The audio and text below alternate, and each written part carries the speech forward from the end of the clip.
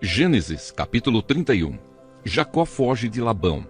Jacó ficou sabendo que os filhos de Labão andavam dizendo o seguinte: Jacó está tirando tudo o que é do nosso pai. É às custas do nosso pai que ele está ficando rico. Jacó também notou que Labão já não se mostrava tão amigo como antes. Então o Senhor Deus disse a Jacó: volte para a terra dos seus pais, onde estão os seus parentes. Eu estarei com você. Aí Jacó mandou chamar Raquel e Leia para que viessem ao campo onde ele estava com as suas ovelhas e cabras.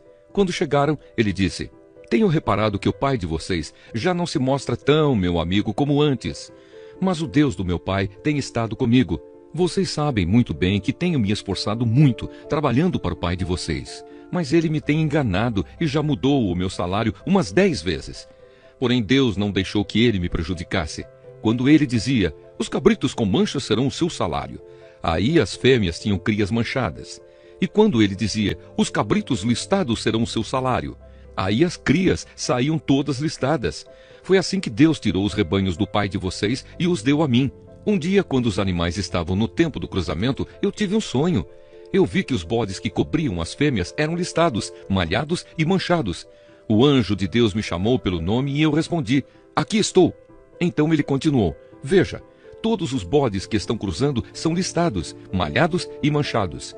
Eu estou fazendo com que isso aconteça porque tenho visto que Labão está fazendo com você. Eu sou o Deus que apareceu a você em Betel, onde você me dedicou uma pedra, derramando azeite sobre ela, e onde você me fez uma promessa. Agora prepare-se, saia desta terra e volte para a terra onde você nasceu. Então Raquel e Leia responderam: não sobrou nada para herdarmos do nosso pai. Ele nos trata como se fôssemos estrangeiras. Ele até nos vendeu e depois gastou todo o dinheiro que recebeu como pagamento. Toda a riqueza que Deus tirou do nosso pai é nossa e dos nossos filhos. Portanto, faça tudo o que Deus mandou. Jacó se preparou para voltar a Canaã, onde morava Isaque, o seu pai. Fez com que os seus filhos e as suas mulheres montassem os camelos, ajuntou tudo o que tinha e partiu, levando todos os animais que havia conseguido com o seu trabalho na Mesopotâmia. Labão, o pai de Raquel, havia ido para outro lugar a fim de cortar a lã das suas ovelhas. E enquanto ele estava fora, Raquel roubou as imagens dos deuses da casa dele. Foi assim que Jacó, sem avisar que ia embora, enganou Labão, o arameu, fugindo com tudo o que tinha. Atravessou o rio Eufrates e foi na direção da região montanhosa de Gileade. Labão vai atrás de Jacó. 3 dias depois, Labão ficou sabendo que Jacó havia fugido. Ele reuniu os seus parentes e foi atrás de Jacó. 7 dias depois, Labão alcançou Jacó na região montanhosa de Gileade. Naquela noite, Deus apareceu num sonho a Labão, o arameu, e disse: cuidado, não faça nada a Jacó.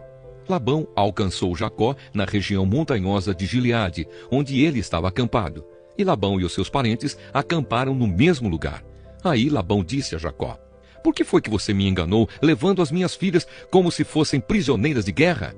Por que você me enganou, fugindo desse jeito, sem me dizer nada? Se você tivesse falado comigo, eu teria preparado uma festa alegre de despedida, com canções acompanhadas de pandeiros e de liras. Você nem me deixou beijar os meus netos e as minhas filhas. O que você fez foi coisa de gente sem juízo.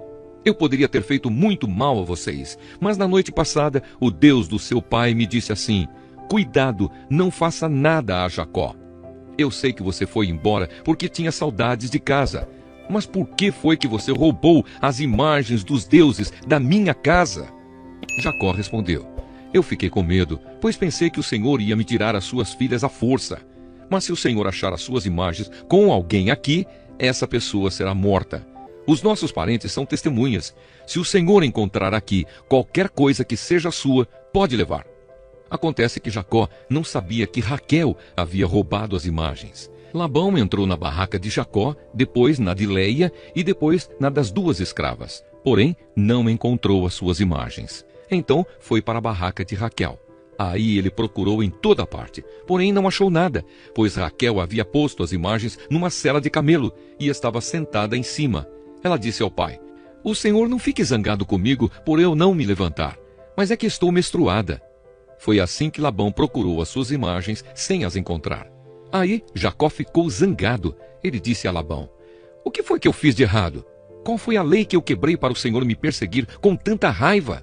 Agora que mexeu em todas as minhas coisas, será que encontrou alguns objetos que são seus? Pois põe esses objetos aqui na frente dos meus parentes e dos seus, para que eles julguem qual de nós dois está com a razão. Durante os 20 anos que trabalhei para o Senhor, as suas ovelhas e as suas cabras nunca tiveram abortos, e eu não comi um só carneiro do seu rebanho, nunca lhe trouxe os animais que as feras mataram, mas eu mesmo pagava o prejuízo. O Senhor me cobrava qualquer animal que fosse roubado de dia ou de noite. A minha vida era assim. De dia, o calor me castigava, e de noite eu morria de frio. E quantas noites eu passei sem dormir.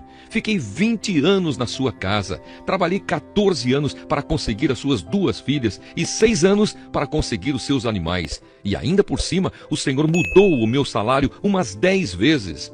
Se o Deus dos meus antepassados, o Deus de Abraão, o Deus a quem Isaque temia, não tivesse estado comigo, o Senhor teria me mandado embora com as mãos vazias.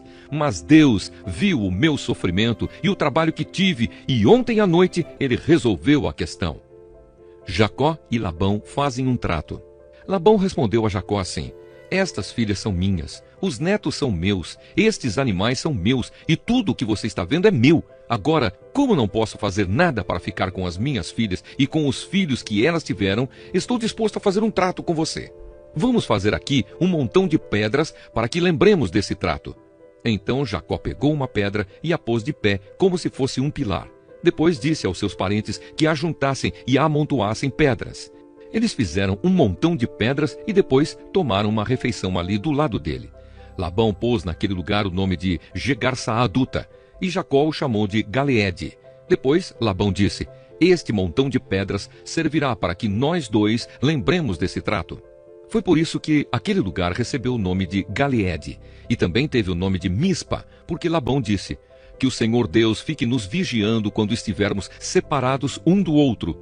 Se você maltratar as minhas filhas, ou se você casar com outras mulheres, mesmo que eu não saiba o que está acontecendo, lembre que Deus está nos vigiando. Aqui estão as pedras e o pilar que coloquei entre nós dois. O montão de pedras e o pilar são para lembrarmos desse trato. Eu nunca passarei para lá deste pilar para atacá-lo, e você não passará para cá deste montão de pedras e deste pilar para me atacar. O Deus de Abraão e o Deus de Naor será juiz entre nós.